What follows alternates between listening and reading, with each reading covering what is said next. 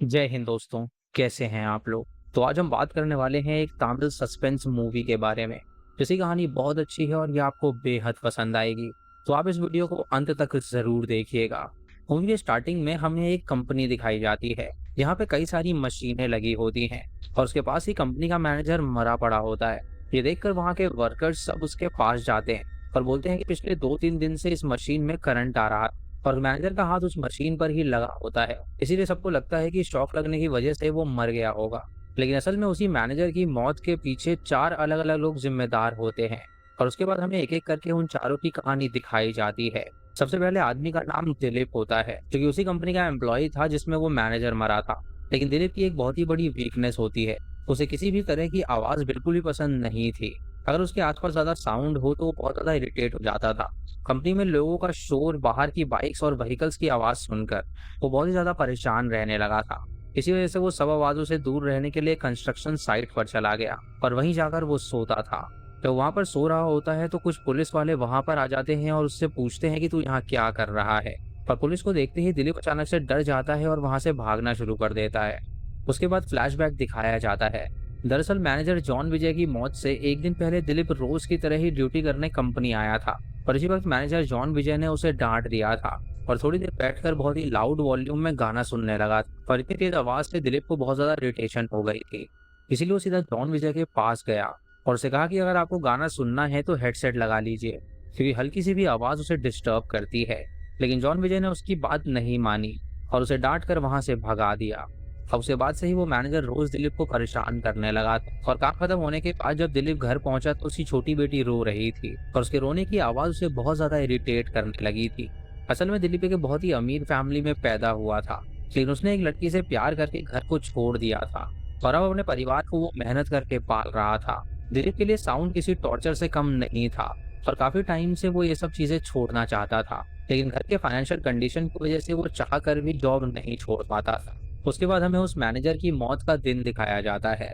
उस दिन भी दिलीप रोज की तरह ही ऑफिस आया था, लेकिन उसका सर बहुत ज्यादा दर्द हो रहा था। इसी वजह से वो कंपनी के एमडी प्रकाश के पास जाकर हाफ डे की लीव मांगता है और प्रकाश उसकी कंडीशन देखकर उसे लीव दे देता है और कहता है कि तू जाके रेस्ट कर। जब दिलीप वहां से बाहर निकल रहा होता है तब सामने से मैनेजर आ जाता है और पूछता है कि तू कहाँ पर जा रहा है। दिलीप कहता है कि सर मेरे सर में बहुत दर्द हो रहा है, इसीलिए मैं घर जा रहा हूँ और एमडी प्रकाश से मैंने परमिशन ले ली है। अभी सुनते ही जॉन विजय को बहुत ज्यादा गुस्सा आ जाता है और वो बोलता है कि लीव देने वाला वो कौन होता है, उसे तो कंपनी के बारे में कुछ पता ही नहीं है। ये पूरी कंपनी मैं संभालता हूँ, इसलिए तेरी लीव मैं कैंसिल कर रहा हूँ। अभी सुनकर दिलीप बहुत ज्यादा गुस्सा हो जाता है और ऑफिस के ऊपर वाले फ्लोर से वो नीचे उतरने लगता है। उसी वक्त कंपनी का मैकेनिक शानमुगम सामने से आ रहा होता है और उन दोनों की टक्कर हो जाती है। अब पहले से ही गुस्से में भरा हुआ दिलीप शानमुगम को डांट देता है और उसके बाद वो आगे बढ़ जाता है। लेकिन टक्कर के दौरान दोनों के आईडी कार्ड्स नीचे गिर जाते हैं और दोनों जल्दी में अपना आईडी कार्ड समझकर उसे उठा लेते हैं और चले जाते हैं। इसके बाद दिलीप बहुत ही गुस्से में अपना सारा काम खत्म कर लेता है और तभी उसे पता चलता है कि कंपनी में एक मशीन है जो कि करंट मार रही है। अब वो देखने के लिए वो उस मशीन के पास जाता है और वहाँ मैनेजर जॉन विजय उन एम्प्लॉयज को डांट रहा होता है जिन्होंने मशीन की कंप्लेन करी थी। वो बोलता है कि मशीन शॉक देती है तो ग्लव्स पहनकर काम करो, इतनी सी बात पर तुम कंप्लेन क्यों कर रहे हो। अब जॉन विजय का ये बिहेवियर देखकर दिलीप को बहुत ज्यादा गुस्सा आता है क्योंकि जॉन विजय को किसी की जान की भी परवाह नहीं थी। उसके बाद दिलीप उसके पास जाकर कहता है कि मैंने फाइल्स कंप्लीट कर ली है और अब मैं घर जा रहा हूँ। लेकिन जॉन विजय ये सुन के उसका मजाक उड़ाने लगता है। वो कहता है कि घर जाकर आखिर तू करेगा क्या, तेरी शादी भी हो चुकी है और एक बेटी भी है, इसीलिए इतना जल्दी घर जाने की जरूरत नहीं है। ये बात सुनकर दिलीप का सब्र टूट जाता है और वो गुस्से में जॉन विजय को जोर से मुक्का मार देता है। इससे जॉन विजय सीधा नीचे गिर जाता है और उसे बहुत ही गुस्सा आता है। दिलीप उसे उठाने की कोशिश करता है लेकिन वो बिल्कुल भी नहीं उठता और ये देखकर दिलीप डर जाता है और वहां से भाग निकलता है।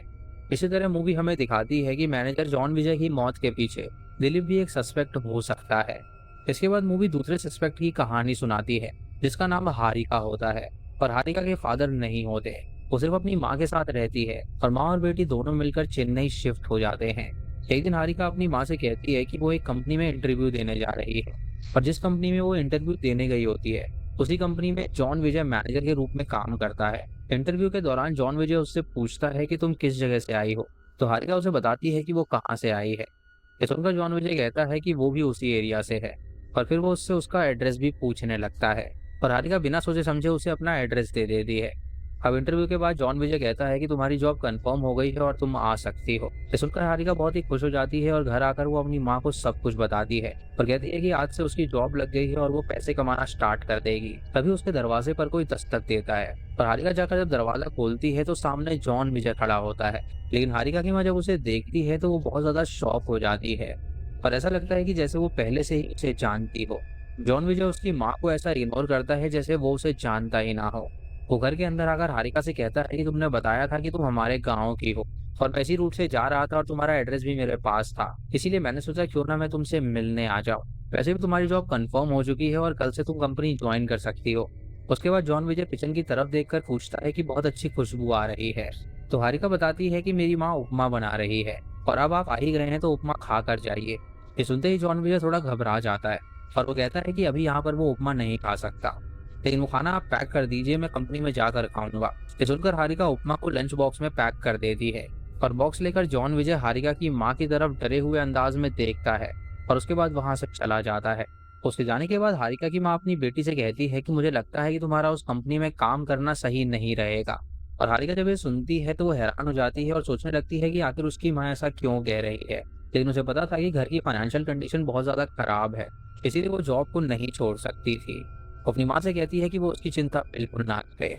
अब अगली सुबह हारिका की माँ उसे बताती है कि उसकी बेस्ट फ्रेंड का फोन आया था और उसने अर्जेंटली उसे घर बुलाया है। ये सुनकर हारिका बाइक लेकर तुरंत अपने फ्रेंड के घर पे निकल जाती है और रास्ते में अचानक पीछे से कार आके उस बाइक को टक्कर मार देती है, जिससे कि हारिका जोर से रोड पे गिर जाती है और एक्सीडेंट हो जाता है। अब एक्सीडेंट के बाद वो कार नहीं रुकती और वहां से भागने लगती है। गिरने के बाद हारिका की नजर उस कार पे लगे हुए एक स्टिकर पर पड़ती है और उसे लगता है कि ये स्टिकर पहले कहीं उसने देखा है। यही बात वो सोचते सोचते वहीं पर बेहोश हो जाती है। बेहोश होने से पहले वो देखती है कि जिस कार ने उसे टक्कर मारी थी वो वापस से रुकती है और उसमें से कोई आदमी उतर कर उसकी तरफ आता है, लेकिन वो कौन है उसे समझ में नहीं आता। वो आदमी हारिका को उठाकर कार में बैठाता है और वहां से ले जाता है। और थोड़ी देर बाद ये रिवील होता है कि वो स्टिकर वाली कार किसी और की नहीं बल्कि मैनेजर की ही है। अब मैनेजर जॉन विजय हारिका को हॉस्पिटल ले जाने के बजाय सीधा कंस्ट्रक्शन साइट पर ले जाता है और कुछ देर बाद जब हारिका को होश आता है तो वो देखती है कि उसके कपड़े फटे हुए हैं। ये देखकर उसे लगता है कि जिस आदमी ने उसे कार में बैठाया था उसने उसे हॉस्पिटल में ले जाने के बजाय कंस्ट्रक्शन बिल्डिंग में लाकर बेहोश कर दिया और उसके बाद उसने उसके शरीर का फायदा उठाया। अब ये सोचकर हारिका को बहुत ही बुरा लगता है और वो रोने लगती है। उसके बाद वो कार में लगे हुए उस स्टिकर के बारे में सोचने लगती है और अचानक से उसे याद आता है कि इंटरव्यू के दौरान वो स्टिकर उसने जॉन विजय की कार पर देखा था और वो याद करके वो समझ जाती है कि ये दुष्कर्म करने वाला कोई और नहीं बल्कि उसका मैनेजर है। उसे लगता था कि वो मैनेजर अच्छा इंसान है जो कि उसकी मदद कर रहा है, लेकिन वो तो एक बहुत ही बड़ा दरिंदा निकला। उसके बाद वो सीधा अपनी बेस्ट फ्रेंड के पास जाती है और उसे सब कुछ बता देती है और हारिका की फ्रेंड भी ये सुनकर शॉक हो जाती है और कहती है कि जॉन विजय इतना गंदा इंसान कैसे हो सकता है। फिर वो उसे एक और बात बताती है और वो कहती है कि मैंने तो तुम्हें फोन करके घर आने के लिए कहा ही नहीं था, तो आखिर तुम्हारी माँ ने ऐसा क्यों कहा कि मैंने तुम्हें बुलाया है। अब ये बात सुनकर हारिका और ज्यादा हैरान हो जाती है और उसे अपनी माँ पर ही शक होने लगता है। वो गुस्से में घर जाती है और अपनी माँ से इस बारे में पूछती है और कहती है कि जब जॉन विजय घर आया था तब आप अजीब तरीके से बिहेव कर रही थी, तो आखिर सच क्या है मुझे ये सब जानना है। अब ये सुनकर हारिका की माँ पूरा सच बताना स्टार्ट करती है। दरअसल पास्ट में वो और जॉन विजय एक ही गांव में रहा करते थे और उन दोनों की पहचान हुई थी और धीरे धीरे उनका अफेयर शुरू हो गया था। लेकिन कुछ समय बाद हारिका की माँ को पता चला था कि जॉन विजय का सिर्फ उसके साथ ही नहीं बल्कि गांव की और औरतों के साथ रिलेशन था और यही जानने के बाद उसने जॉन विजय से हमेशा दूरी बना ली थी। बाद में जब वो दूसरी जगह आई तो इतने सालों बाद फिर जॉन विजय उसे दिखा तो वो बहुत ज्यादा डर गई। और एक दिन जब हारिका घर पर नहीं थी तो जॉन विजय दोबारा उसके घर आया था और उसने उसके साथ गलत करने की कोशिश करी थी। तब हारिका की माँ ने डिसाइड कर लिया था कि अगर ये जिंदा रहा तो मेरी बेटी सेफ नहीं रह पाएगी, इसीलिए इसका मरना बहुत ज्यादा जरूरी है। इसीलिए उसने प्लानिंग के साथ जॉन विजय का फेवरेट उपमा बनाया और उसमें जहर मिलाकर उसे लंच बॉक्स में पैक कर दिया ताकि जब जॉन विजय उसे खाए तो जहर की वजह से वो मर जाए। उसके बाद उसने हारिका को झूठ बोला कि उसकी फ्रेंड ने फोन करके उसे बुलाया है। इसका रीजन ये था कि अगर बाद में पुलिस को पता चलता कि उपमा में जहर था तो वो जेल नहीं जाती क्योंकि वो ऑफिस में मौजूद ही नहीं थी। लेकिन दूसरी तरफ जॉन विजय ने वो पॉइजन उपमा खाया ही नहीं था बल्कि उससे पहले ही शॉक लगने की वजह से वो मर गया। अब दोस्तों इसके बाद मूवी में तीसरे सस्पेक्ट की कहानी दिखाई जाती है जो कि कोई और नहीं बल्कि कंपनी का एमडी प्रकाश होता है। असल में प्रकाश के फादर की डेथ के बाद कंपनी की सारी जिम्मेदारी उसके कंधे पर आ जाती है और वो पूरी कंपनी संभाल रहा होता है।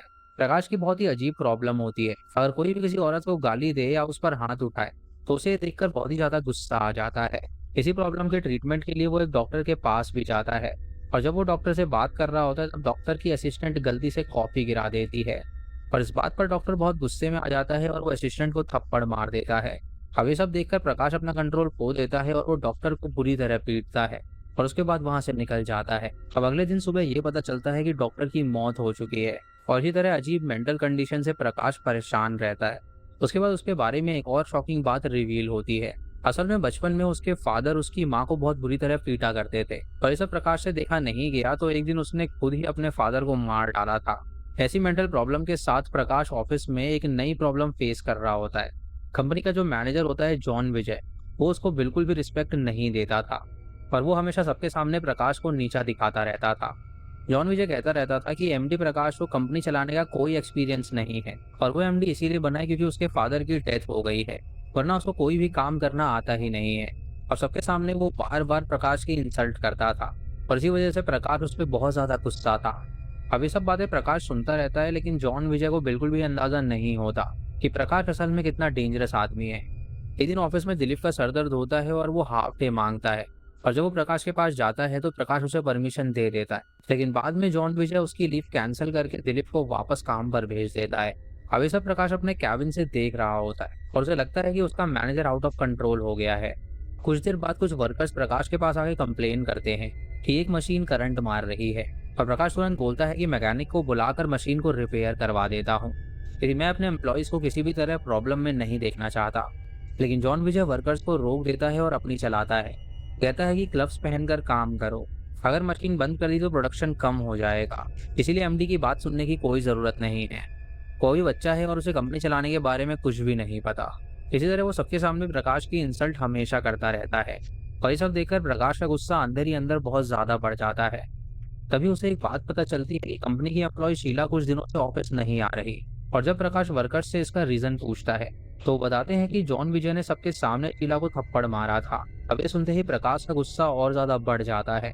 उसके अंदर जो साइको इंसान होता है वो बाहर आ जाता है, पर वो डिसाइड कर लेता है कि जॉन विजय को सबक सिखाना ही पड़ेगा।